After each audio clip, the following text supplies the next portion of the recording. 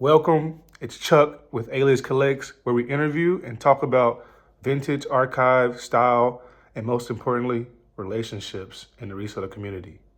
Enjoy. Give people a rundown of who you are, how long you've been selling, and yeah, just a quick little background. All right, so I'm Luis. I run RagsvaultNY. I'm 20 years old. Originally, I started selling sneakers when I was 10 years old. So from the age of 10 to 13, I was just doing online botting. We were looping with my family. So I would pay my siblings, my cousins, my aunts and uncles to come line up at the store for 15, 20 hours, pay them a cut, and then we'd flip the sneakers outside directly. So that was when I first got my true taste of real money. I was maybe 13, 14. Then maybe right before COVID, I connected with a few friends through my brother-in-law, and they were doing big time botting, when Cyber and all those sneaker bots were out. So I got tapped in with them through that. I want to say it was 2 months of just straight losing money. And then we hit one super big, I think it was the first Yeezy Day drop that they did. Ooh, yep. First Yeezy Day drop that they did. That was the first time I actually cooked 50 clip, bro. That was the first time that truly on my own, I was able to say okay, we're doing something right. So after that, we flipped all those within 2 weeks. I had enough capital to go start working on a store. So I spoke to my dad. We opened up an LLC, Sneaker Vault NY LLC. That's why my thing is Rags Vault NY. We went to go look at a couple places. Day before I was going to sign off on my lease, COVID hit. Killed everything. Fuck, that's terrible. So here's where the fucked up part starts. During COVID, I was still doing my botting, but I wasn't as serious about it because it was I have nothing to do. I can't go outside. I'm 15, 16 at the time. So now I'm stuck inside all day. I start online gambling, Roulette, if you're familiar with that. Because at the time, I'm hanging out with older guys. They're 22, 23. I'm 15, 16. So these guys are blowing money. I'm like, oh, this looks fun. Let's try it. Start doing that shit. It doesn't end up very well. So come around 16, halfway through my junior year of high school, I was 60K in debt. Lost all my business. I started working a full-time job as what was I doing? I was working at Chipotle, Mexican Grill. So I was doing that. I did that for about 2 years. In the midst of doing that, I started doing coaching for soccer, Red Bull Soccer, the Red Bull soccer team. So I was doing coaching for them. Did that for about 2 years. I turned 18. I'm fat as fuck at this point, right? So through COVID, this is going to play a big point. So through COVID, all I was doing is Uber Eats, all my food, sitting at home, playing games, whatever. I'm 18 now. I'm about to graduate high school. I'm working still at Chipotle. Now I'm working at a different grocery store. I feel lost. As a person, I was okay, I'm not in the direction I wanted to be in. I definitely don't want to go to school because I have super bad ADHD. I can't sit down in a classroom and really focus on anything. And there's just nothing that was pulling my attention. So I started dating this girl, my current girlfriend, right? We're dating, whatever. And then slowly through her, I started getting back into clothing, started dabbling in all these other little things. And then I started repurposing modern clothing to make it look a little bit more vintage. And all the kids in my area, all the college kids are they're eating that shit up, bro. So I'm paying $20, $30 for these tees, selling it to them for $70, $80. Did that for a month straight. And then I'm this is what I want to do again, right? So I started going to thrift. Actually, I woke up one day. I was all right, let's do this. I go on Facebook. I find these guys on Facebook. They're selling a lot of 150 tees. I pull up on them. I think the math was $8.50 per tee. I turned around, go home, resell them to him, $20 a piece. So then, I don't know what the math is off my head, but I did a pretty good profit off of that. So then from there, I was doing that over and over again. Let's say I'm 18. So this is probably summertime. I had just graduated. I connected with a friend that was big into the gym, right? His name's Cody Neer. He runs this fantastic bodybuilding coaching program. He actually just got his first professional bodybuilding pro card with one of his clients. So I met with him, and through him, I started learning these different things of how it's not just about what you're doing or how you dress or all these things, but it's also about how you feel within yourself and like as a person. And I was super unhappy with the way I looked. I just wasn't confident in myself. So then this is when I started bodybuilding, like fully, like to like when I wake up, I'm weighing myself. I'm weighing every single meal I'm eating. I'm going to the gym two times a day, cardio and workout. So I go from being 250 pounds to 160 pounds. Now I have a six-pack, washboard abs. And this is now 8 months later, right? So through the span, I'm still working a normal job. I started becoming a custodian, so a state job. I was getting a decent pay for that, so I started stacking that up. My credit is pretty good. So with that, fast forward those 6 months, I was like, okay, I think what I want to do is open a store for what I'm doing now. So I go ahead, have all my money set to the side, go apply for a loan, open my first store.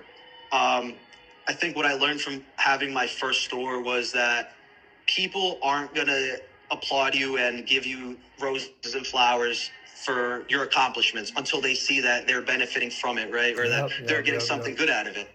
So I think that taught me a lot within myself, because after that, I was like, damn, like I'm doing something that like, this is my dream. I'm living my dream out as a kid, right? And all these people aren't acknowledging it. Like, what am I doing wrong? But I think moving forward, like even now I'm still trying to figure out myself as a person, right? But like, I think it still all it's all tied back to the same thing, that like, if you're not happy with who you are, no matter what you're doing, like you're not truly going to be happy doing what you're doing. Yeah. So, I mean, I'm not sure where I ended up here, but like, that's kind of what I got to tell you right now so far about myself. We glad to have you, bro. I think, man, you're young, bro. You're young. You've seen a lot of stuff that the average person or average seller has never seen. Like, dude, starting at that age, that's what sets me apart. Man, 10 years old, 13 years old, 15 years old, bro, I didn't have a single thought in my mind to fucking sell something, bro.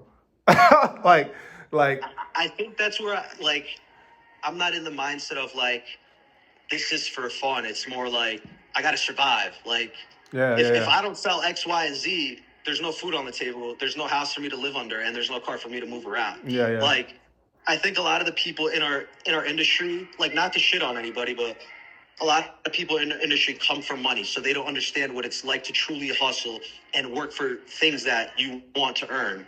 So I feel like for me to have the position, or to be in the position that I am in right now, I'm like, I don't know who to thank. Like, I'm super grateful to be here, because like, bro, I have my own place now. I have my own car. Like, I've been on my own for almost a year now, and it's truly just off selling t-shirts. Yeah. Like, to say that out loud, that sounds insane to me. It sounds insane to everybody. I promise you, it sounds insane. Like, that just like, I don't like saying it out loud too much. I don't like talking about myself too much, because I feel like I have this thing in my head where I don't want to sound egotistical.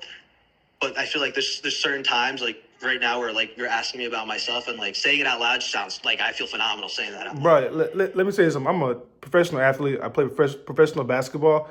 And if you don't have an ego at this level, when it comes to like being a business person and being, getting your full value, you won't ever get your full value, because the most egotistical people are the people that are the most sought after. It's the people that people want to be around. People confuse confidence with being, cocky. At the end of the day, being humble when you get to a certain level won't get you nowhere. So you got to come off as a little bit egotistical, because that's just you being confident, and people gravitate towards confidence. So I definitely get what you're saying with that. I think I'm still trying to figure out that balance, because I've been told by a lot of people that I come off as very confident and I have a very like strong like presence when they're around me. But I think it's just within myself. Like, there's so many people that I've been around. Like, growing up, I didn't have I come from immigrant parents. My mom had me at 16, my dad is 17, so we didn't come up, we didn't really have money growing up. And I feel like the people around me growing up, they tend to have this ego of like, oh, now I'm making a little bit of money, so now I'm gonna act like the biggest douchebag in the world. And that's like the number one thing that like I totally don't want to do, because I know like now that I've been working in this higher end scene now, like I've met people with outrageous money, bro, and like the way they carry themselves is like they're very confident, but if you look at that person, you will never know how much money's in their account. And there's millions. Yeah. And that's the kind of energy I would like to carry one day. Yeah. I think it's like you're conscious about it, you know? So that's number one. Because some people, they don't have no conscience behind it because they never lived it, you know? They never came from Yeah. something. So it's difficult to like put yourself in a place you've never been. So Yeah, I get what you mean. Yeah. I know because I come from a similar background. So, but man, It's character, bro. it's character development, man. This is what life is about. Exactly. Developing yourself. Developing yourself. Everything's too easy. It's not fun. Yeah, man, for sure. For a shit sure, not fun. But as far as t-shirts, man, getting more into the fabrics and the materials. My first question for you, bro, would be, what details do you look for whenever you're buying or sourcing t-shirts? So I'm big, like, I love my shirts to be thin. Like, I feel like that's the number one thing. And that's the number one thing. They have to be thin. Has to have this super boxy fit to it because I'm a bigger guy. So, like, my shoulders are super wide, but everything else is super slim. So if it's not, like, super boxy, it just fits my body super weird. So that's the number one thing. I don't curate for others. I curate for myself. I feel like if I like it and I'm going to wear it, somebody else is going to end up liking it and wearing it because in the industry we're in, it's a repeating cycle. Everybody bites off of each It's other. like look, see, like I wear- monkey see, monkey do type shit. Exactly. So if I'm wearing it and I feel like I know how to style myself and I know how to dress myself, somebody else is going to be like, oh, that looks good on him. I want it. So that's actually the number one thing I think about when I'm like sourcing and finding a shirt. It's dope. That's dope. I definitely agree with you. I think a boxier shirt fits 100% better on people, and it has to be thin because I've seen boxy shirts when they're thick and they don't flow right. They don't fit right. They're stiff. Yeah, it's super stiff. You know, as far as like the other stuff that you also have is the character in your shirts. Like the shirts have been lived in, and you can tell. And like even like you said, sometimes you may mend some pieces here and there. Man, I just completely love a shirt that's just completely thrashed. And I think the value of a thrashed shirt has went up in the past 3 or 4 years that I've known about them. And back a few years ago, you could get a thrashed shirt that for nothing. You know, a good high end piece for nothing. And now, like I'm looking around and fuck, none. I think it has a lot to do with, like you said, monkey see, monkey do. So a couple years back, let's say pre-COVID, you know, around to it, right? Yep. Yeah. Okay. So that's where it started for me with the vintage, and I saw a lot of the thrash stuff there earlier on, but it wasn't going for the high. They were looking for the more premium, like the rap tees, shit like that. But if you pay attention now, the rap tees and the premium tees like that, yeah, they're still going for money, but it's not what it used to be. Tupac rap tee isn't selling for 1,000 plus. Now it's going for maybe 200-300. What you're getting for 1,000 plus is the faded and thrash shit that back then wasn't going for the high. So I think it's just that cycle that everybody's in. It's like just following the same trends over and over again. So I feel like at some point the faded and thrash shit's gonna die down again, and then it's just gonna come back over and over again. Yeah, I also think that ERD and them other like higher end brands are attracting a whole new crowd into vintage. Yep. Because people are seeing, oh, I want ERD, I want chrome, I want this, I want that. And they're like, man, oh, I can go source this exactly from where ERD is coming from. Like it's all connected somehow, some way. And I think the whole ERD craze is what's getting everybody into like this true vintage type shit. I 100% agree with you on that. And I think, I'll be completely honest with you, I've been using the ERD and Chrome reference for like the last year, and I think that's part of the reason why my account started growing a little bit faster than it was before, because I picked up on, okay, everybody wants to buy ERD and Chrome, but not everybody has ERD and Chrome money. So what's the alternative to the Chrome? Obviously, it's the West Coast shoppers, and that's what's super hot right now. But even now, West Coast is pumping up, bro. So it's like, what's going to be the next trend? And I think I'm gonna hop off the track right now, but I think next year is going to be this like super formal casual wear with like the grunge ERD to it. Like all like the trousers. Like if you saw this past season with ERD dropped, it was literally just 50s and 60s references with a Yeah, couple pin patches, which is like, okay, that's cool, but like we could do that with vintage, super easy. for sure. All that shit comes from the reference comes from vintage, but they're just perfecting the fit of it. If you know what I mean? Like you can find a pair of 50s or 60s pants or trousers, and they're gonna fit a little weird because some people were fit a little. They're a little different back then. But ERD and them are gonna perfect that fit to where it's gonna look amazing. So you're definitely gonna get your money's worth out of it. But I totally agree with you on that one. Yeah, that's what it's. I think that's what is setting them apart too. Is the ear defit. I think that's what everybody's trying to replicate right now, but I don't think anybody's been able to nail it. But are you following me on TikTok? You are, right? yep, of course. So you saw how I'm doing that, like the Mirala for my new brand. So actually, the sizing chart that we use is replicating the ERD one with just slightly different sizes, just to be able to fit for like bigger people. So I feel like ERD is it stops at what, 2XL, XL. Yeah, but I think all of it So fits is slightly different.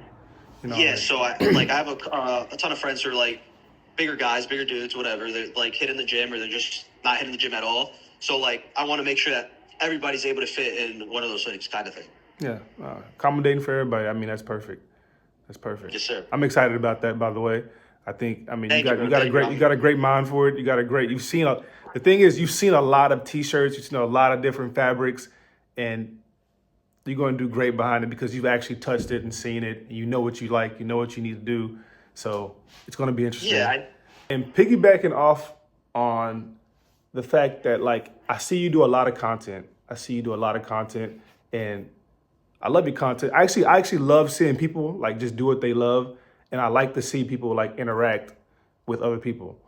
So, thank with you, that bro. being said, bro, like, what do you think the rise of social media, like, has it changed the vintage pricing, or is it changing like the discovery of vintage? Because I see a lot of T-shirts, I see a lot of different prices, and I think it's just all due to social media. There's like a lot of new sellers, there's a lot of new people in the community, and I'm just seeing a lot.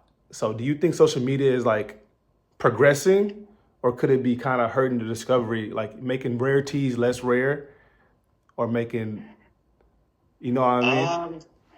I get your question. I think it depends who you're asking. So here's my take on it. So I was just talking about it with one of my partners. I think in the last year, Lifeless Vintage has completely changed the game with the way they push their social media and the way they marketed themselves on stream with like Phase and such, I right? seen that. So because I think people saw them doing that, everybody else, or no, I don't want to say everybody else, but a lot of the new younger sellers that are getting into the game are inspired by that and think, oh, they're selling these shirts for outrageous prices. Let's go buy from the Bins kids and try to do the same thing. But the problem with that is they don't have a clientele for it, right?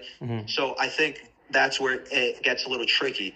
Everybody's now is trying to charge the prices of showrooms, Lifeless. All these people that are able to charge 2-3 times what market is, but they don't have the actual clientele for it. So I feel like what that's doing to the price of the T-shirts is it's driving it up, even though there's no demand for it, because everybody has a Soundgarden T-shirt, right? Yeah. And they have it listed for $1,000, but at the end of the day, that shirt's maybe a $500-$600 shirt because that's what people are going to be willing to pay for it, unless you have the real clientele for it. Yeah, I So I agree. think in a way, social media is doing it good because it's allowing more people to discover what vintage is, but it's also giving people false hope on what or how to sell it. False hope, 100%. Because I've been the person on the end of pricing too high, and I've been on the person on the end of knowing that a price is too high. Like, Right. you know, because like I'll see a T-shirt and they'll have it listed for like, you know, a price they seen that somebody else sold it for to, you know, a higher end client who is Yeah. willing to pay that price because the T-shirt checks all the boxes for them. Right. You know, if a T-shirt I'm looking for checks all the boxes from like fade, wear, measurements, I'm more likely to, you know, pay more. But Right. if I'm thinking in like a reseller mind, like if I want to buy a T-shirt and I want to resell it, I gotta know what price can I sell it for. And this is the thing with people that's trying to get more into like the high ends. is that like you need to build a clientele. You need to know people who can either help you sell it, or you need people that are willing to buy it at a certain price. And I think people get lost whenever they try to jump into high end too quick without having a clientele, because man, people get burnt real quick, burnt real quick, man. Because I've seen it, time and time again. But I think just having the right prices and just knowing what you have, and So let me ask you a question. How long have you been doing this for, like the high end stuff? I've been doing the high end stuff probably like the past 4 years. I got So into what this would you like say 6 has years been the ago. biggest change you've seen throughout those 4 years? COVID. COVID, the COVID price was so high that everyone was trying to jump in to the high end stuff. And then as COVID kind of trickled back down, we've been seeing like this effect of like, all right, so some people that were holding tees are starting to lose out. Because some people were actually holding tees for like years, Yeah, thinking it yeah. was going to go up some more, and it's been going down. And I've been just kind of watching everybody and seeing like where this price range has gone. There's only been like, to me, I think rap tees, 100% one of the easiest t-shirts to sell to anybody, because I Agreed. guess everybody relates to that. Band tees, slightly subjective. I think a lot of like band tee people are like collectors.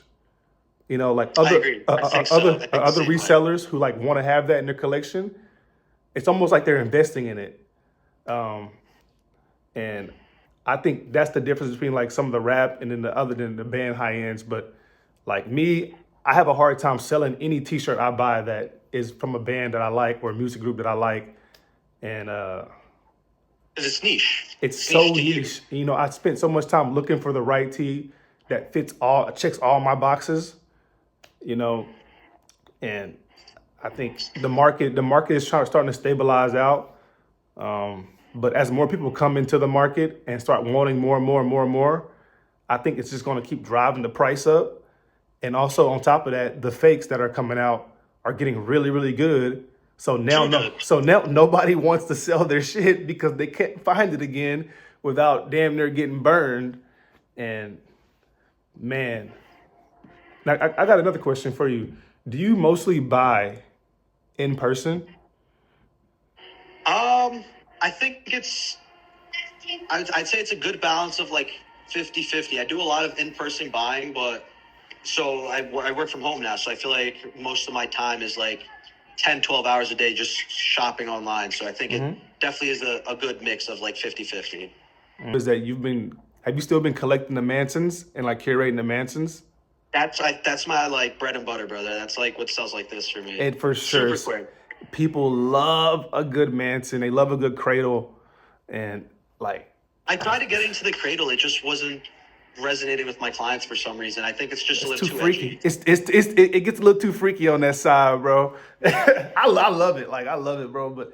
But a regular person, like everybody likes Maryland Manson. They play this shit before every fucking football sports event. Like, I think Manson is just enough edginess to where it's like, yeah, I'm different, but it's not like, yeah. like you go to a booth and they have like hella fucking Manson cradles hanging up. They're like, oh, that's the devil's definitely worshiping there. Like, no, it's just a t-shirt, bro. I've had a few clients say that to me. They're like, actually not clients, like customers when I had my store, because we had like the back section that was just straight cradle, like dark, like the super, like the most fucked up obscure t-shirts in a mall. So I've had moms walk in there like complaining about it, which I totally get, but it's like, it's just a t-shirt at the end of the day. Fuck, exactly like you.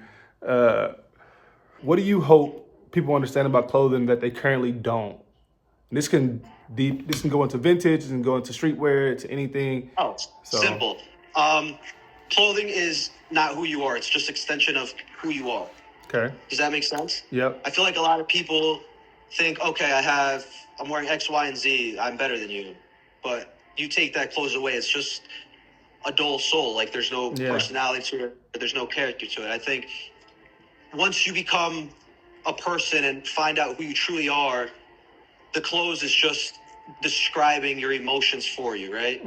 So I think, and then I think your style starts to evolve with that. And I think the pieces you start putting on just start flowing a lot better because it's just actual things that you like more than just, oh, I'm buying it because it's worth X, Y, and Z, or because this guy was wearing it, so I think I'm cool now. Genuine person when it comes to like clothing that I wear because I'm like, I actually like this shit. So if you ask me a question about it, I might talk your ear off behind it because I'm the I'm same just way, bro. so excited about it. Like I spend all my time online looking for shit and I spend all my money on the fucking shit. So when you ask me about it, I'm gonna give you a fucking story about it.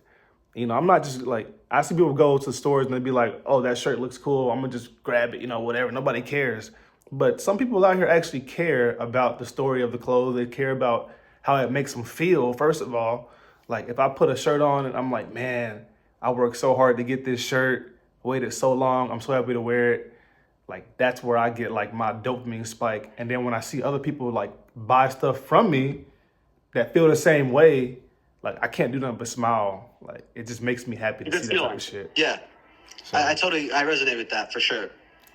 eat that, bro. That's a crazy feeling. I haven't had that feeling in a long time, bro. I missed all the thrift cons this year. Oh man. Where are you from? I'm from Texas. I'm from Austin. Oh. Let me just try and just interview these people because I see all y'all posts. I interact with everybody because I like the people that I like, you know, I'll interact with you.